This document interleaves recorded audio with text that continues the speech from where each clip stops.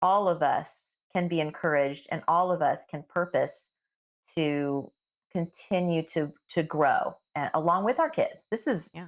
This is part of the gig of being a parent. Right. We get so much opportunity to be on our knees and for God to grow us. Hey everyone, this is Yvette Hampton and welcome back to the Schoolhouse Rocked Podcast. I am so thankful that you are with me today.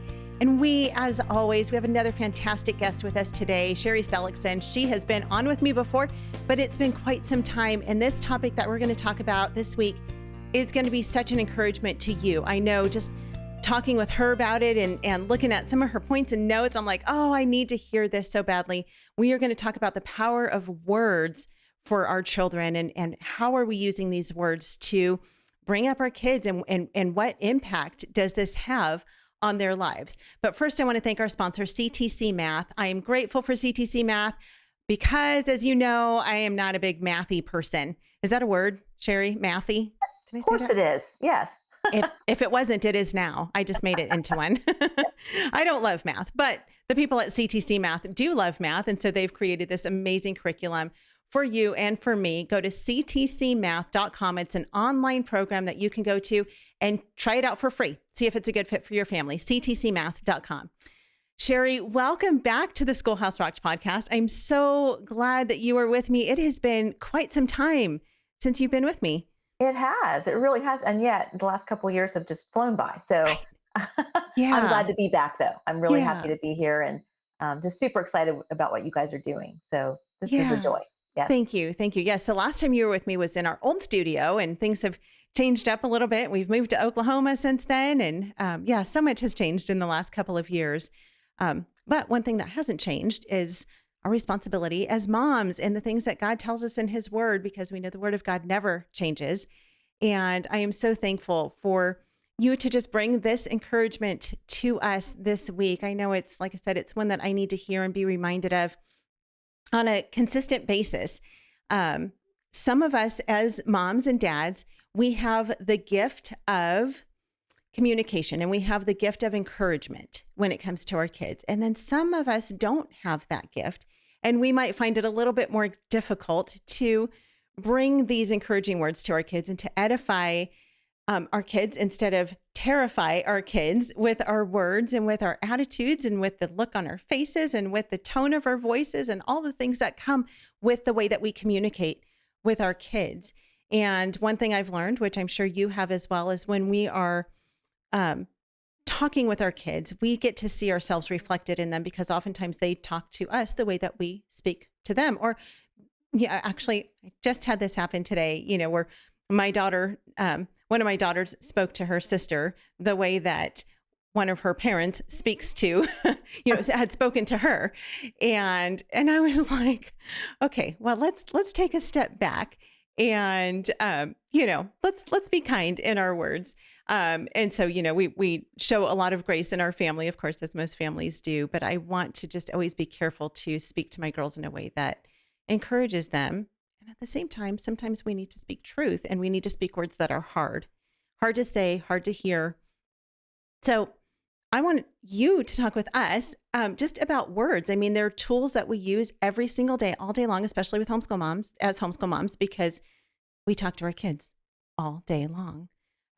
So talk to us about this. Why is it that words are so very powerful in our world? I think that it's interesting when I started thinking about this, obviously raising my children and saying things and re-saying things and apologizing and going through all of those things as the seasons. I mean, we speak differently to our littles as we do to our bigger ones. I began to just really pray and ask the Lord to show me how to control my tongue and how to speak wisely. And so I started just doing some reading. There's a book called How to Write a Sentence. Stanley Fish writes this book. And in the book, he says, the skill to produce a sentence is the skill to create worlds. So you were creating worlds with your words. And I reflected on that and I thought, that's what the Lord did. That's what God did. When he spoke everything into being, God spoke it and boom, it was. And he spoke it and boom, it happened again. And everything he said as a word, boom, it appeared. It was the power to create worlds, literally, in history. And so we being image bearers, we can speak words that can create worlds around us. worlds of uplifting and encouragement, or worlds that are just frustrated or stress filled or anxiety filled. And so it's a very big deal. And I really came to the point where I just appreciated that that is a topic that I needed to be prayerful about, as in the midst of it, in the throes of the craziness of daily life and stress and getting that assignment done, and frustrated when this kid doesn't get something you taught for the 15th time, and all of those things. But that's something that we can use as tools to engage our children and build them up or tear them down. It's all about relationships. And I think that this is a component of relationships, that as we walk with our kids, as we pursue them, as we build those relationships, we start to develop a pattern. They're listening to us, just like you said, they're mimicking us.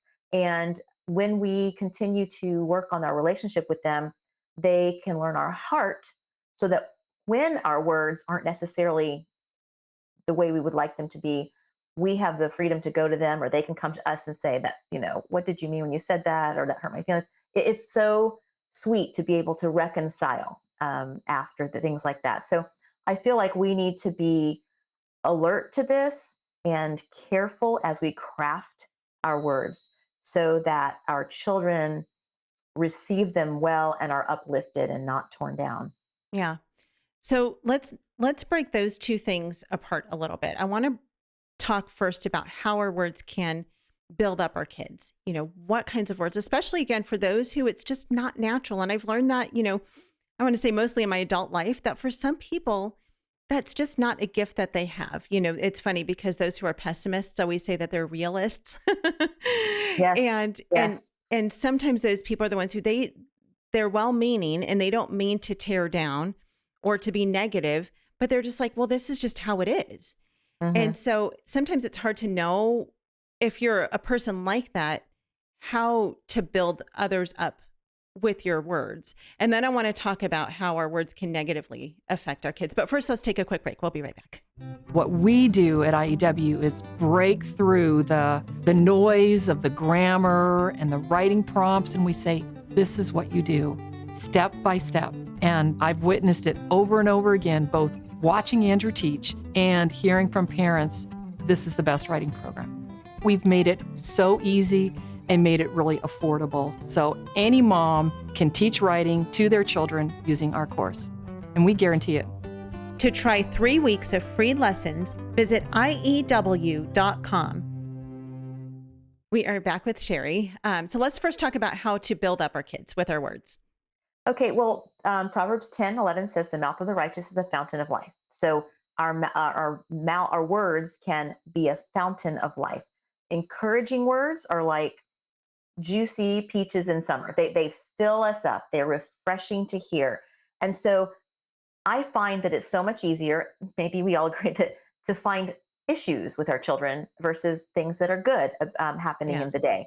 And so it's important for us to purpose to find positive, real things, sincere things that we can say about how they've behaved. And I like to focus on character. You can also focus on their work abilities and things like that too.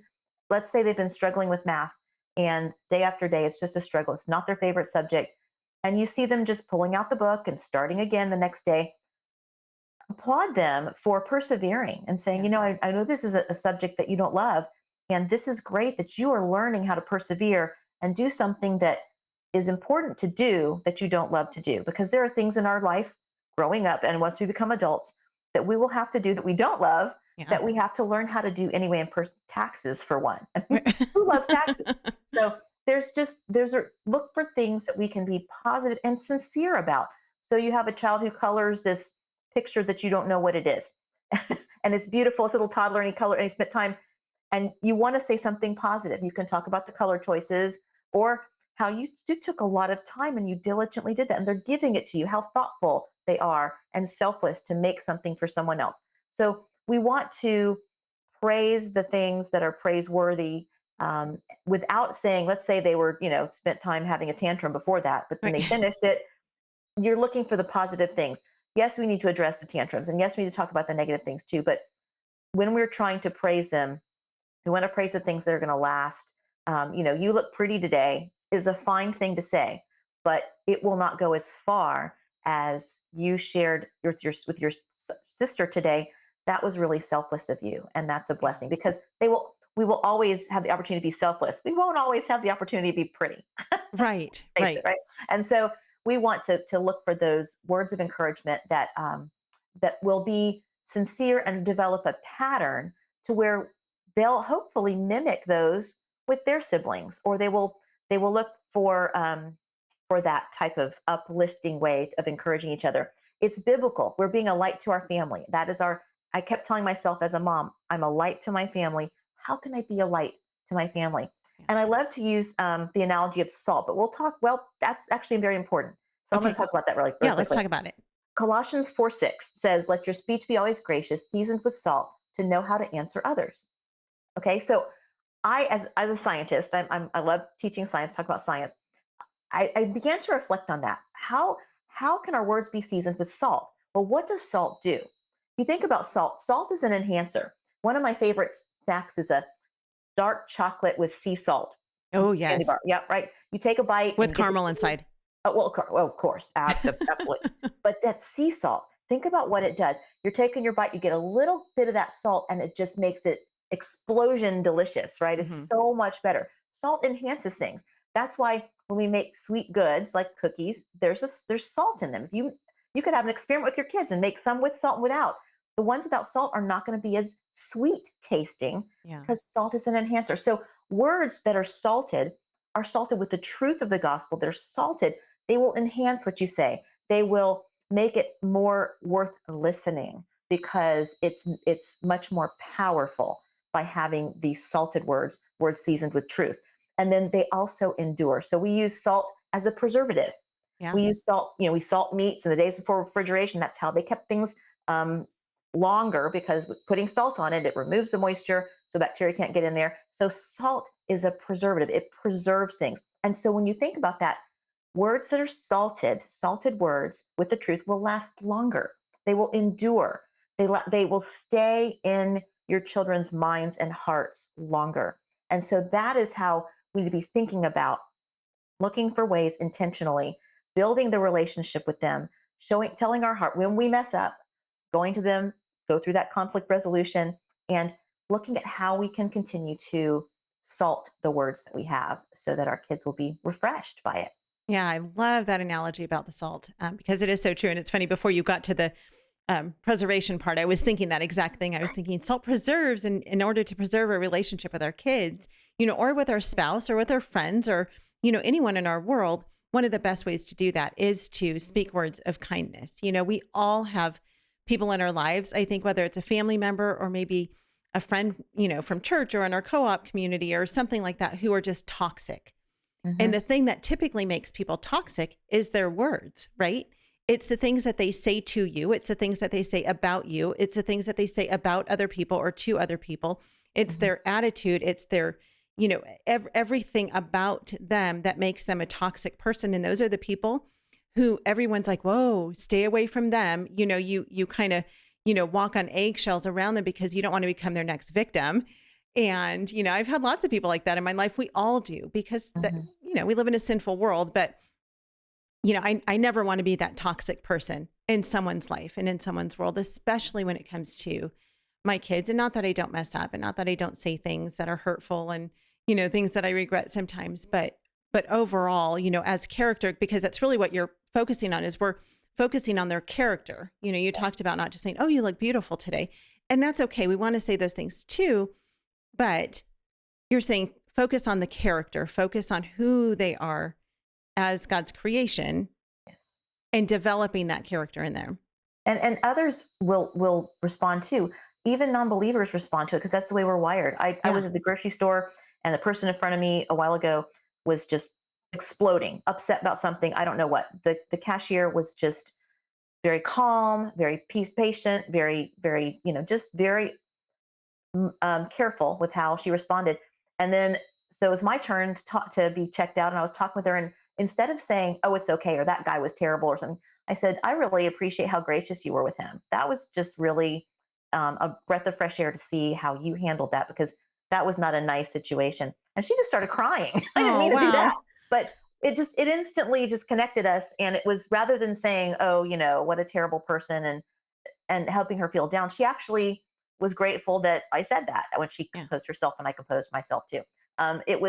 It really isn't as compelling when we Yeah. focus on those things. So Sure. definitely important to do. Yeah. And it probably took her from what could have been a really, really bad rest of her day to Yeah, a day that was probably manageable because someone else came behind that one person and yeah, just affirmed her, that's right. and her That's right. character. And That's so right. that's huge. It's huge. And it is hard to do that. That is something, by nature, I'm a pretty positive person, but I still, even though I still have to remind myself to say positive things to my kids and to affirm them in the things that they do and to speak kindness to them and to speak, just encouraging words as much as I can, because if I'm not intentional about it, the day just flies by and I'm just like, okay, we've got a to-do list. We've got a checklist. We got to get all the things done that we can get done today. And somehow our kids, I think, can get kind of lost in that mess of do, and not ever stopping and just saying, you're doing a great job, That's right. or I'm proud of you because of XYZ, even if we're frustrated. I mean, I think even if we're frustrated with them, that's even more powerful and an even better time to just say, you know what, I'm really frustrated with this particular thing that you did, but I so appreciate this thing that I see in you. Um, Yes. but Yes. we have to be intentional about that. That's right, because it's not our gut reaction to do. And I'm talking about this not because I've perfected it, only Right. because I've learned a lot of what not to do. And I saw where my children did respond. I'm like, oh, we should be doing this. And just, yeah, being prayerful and God revealing certain things. And again, I'm not perfect, but I feel like all of us can be encouraged and all of us can purpose to continue to grow along with our kids. Yeah. This is part of the gig of being a parent. We Right. get so much opportunity to be on our knees and for God to Yes. grow us. So Yeah. um, Amen. yeah. Amen. Well, okay. So let's then talk about, because that's how we can build them up. Let's talk about how our words affect our kids negatively. Death and life are in the power of the tongue. That's so the death part. That's what we're talking about here.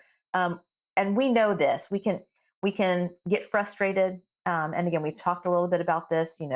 Let's say you're working with the child on the same lesson 5 days in a row, and they're just not getting it, and you don't understand. You don't know another way to explain I don't know. Let's go with math because math is such a great example. Yeah.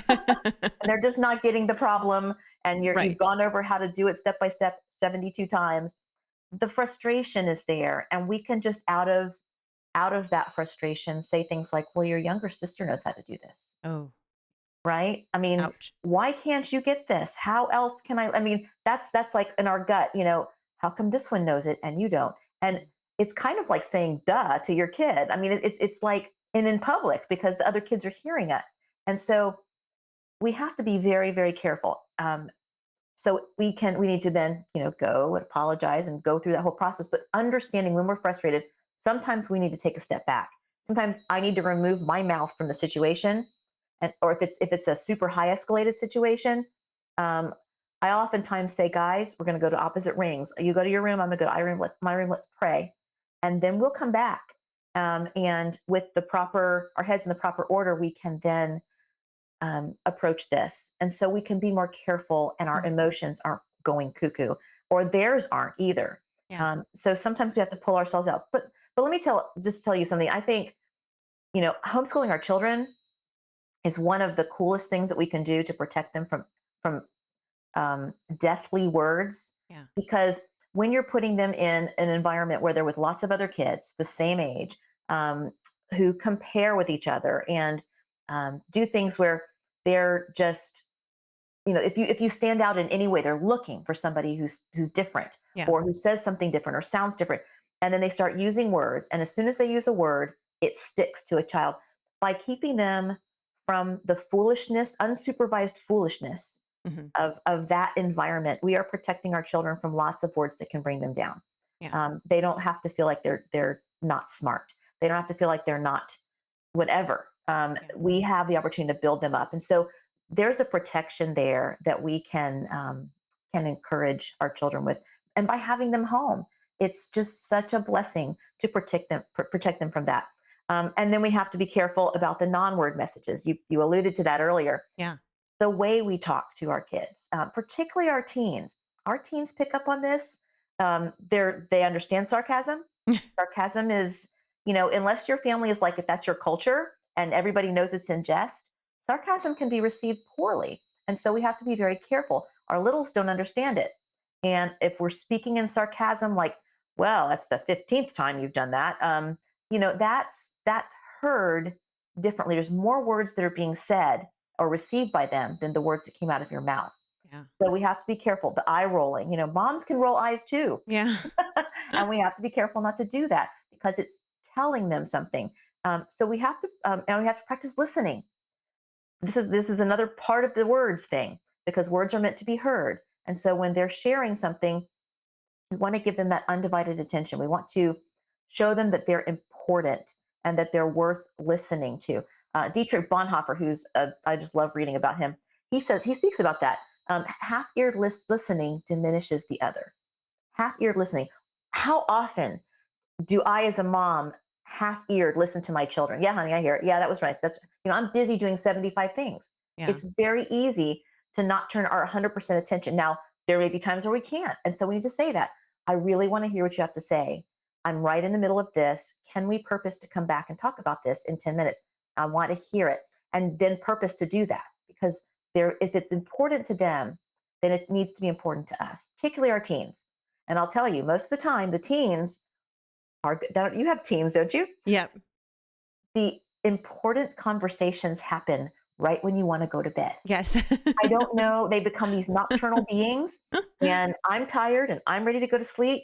And that's when you hear, hey, mom, can we talk about an insert super important topic? Right. Take the moment. We're homeschooling. Let them sleep in an extra hour tomorrow. But it is so important to give them 100% of your attention when it's important to them, especially those teens. It's such a big deal for them. So they're designed for independence as they're becoming more mature. And so their thoughts may be a little bit different than ours. It's the way they're wired. They're wired to become adults. Yeah. And they're starting to feel that, particularly our boys, our young men. They're still under our authority as moms and dads, but they're trying to spread their wings a little bit. So they're going to say, well, I don't think so. Okay, let's talk about that. And we need to be respectful. We have to set ground rules. So we have to be very careful that our words are not heard incorrectly, and maybe even have them repeat back. Do you understand what I'm saying here? I really want to make sure that you understand, so that the communication is being not just in their ears, but into their brain, right. Because sometimes it doesn't make it all the way. Right. And so we have to make sure that and we are understanding too. So let me just say, so I heard you say this. Are you telling me that this is how you feel? And this is why. Then they know you've listened and you're concerned to understand. It's a part of that relationship. We want to build close relationships with our kids so they know that we're for them. Yeah. So when we say something weird or wrong or we're not listening completely, they know that, okay, mom's just overwhelmed right now or whatever. Yeah. But I know she loves me. I know she's for me. And that's just such an important thing for us to get, so that we're not giving those bad words, the bad angle, the bad side of the words, the bad side of the sword of our words. Yeah. Wow. Words are so powerful. We're out of time, but we're going to come back on Wednesday. We're going to continue this conversation. Sherri, it's so funny. I brought you in, we started talking, and I didn't even let you introduce yourself. So we'll do that tomorrow. We're going to learn all about Sherri Seligson and who she is and what she does. But for those who are listening right now, where can they find out more about you and your ministry? I have a website, sherriseligson.com. I also have a YouTube channel under Sherri Seligson. I write for Apologia Educational Ministries, and you can find me on their website too.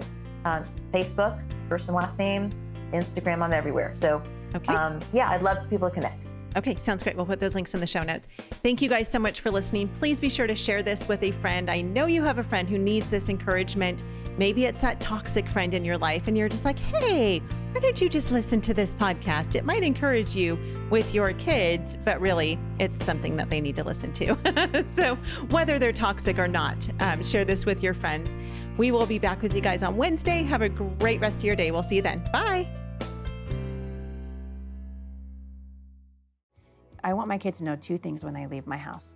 I want them to know that I loved them, That's the first thing I want. I don't want them to look back on their years at home and wonder if I love them. I want them to know that I love them. The second thing is that I want them to know that I trusted the Lord, that I trusted God for every decision that I make. And when I make a wrong decision, which we do as parents, and when the day goes bad, and when we burn the dinner, and when we stub our toe, and when our kids push us to the end of what we think we can do, and we say the word that we never thought we'd hear come out of our mouth, or we make a wrong decision, we have an opportunity to go back and make it right. And so it doesn't mean that we had perfect days, and I've been homeschooling for 22 years. The laundry's never folded itself. The kids have never come down in the morning and said, "Oh, Mom, we were so happy to see you. We got up early, did some prepositions, did a little math, thought that would bless you." That never happens, right? But what has happened is over the years, through even the hard days and even the days when I thought I can't do this for one more minute, we have been solidifying relationships with our kids. I feel like we have a rich life. We're rich. Amen. We have a depth in our relationship that nothing can take away. We'll have it for the rest of our days.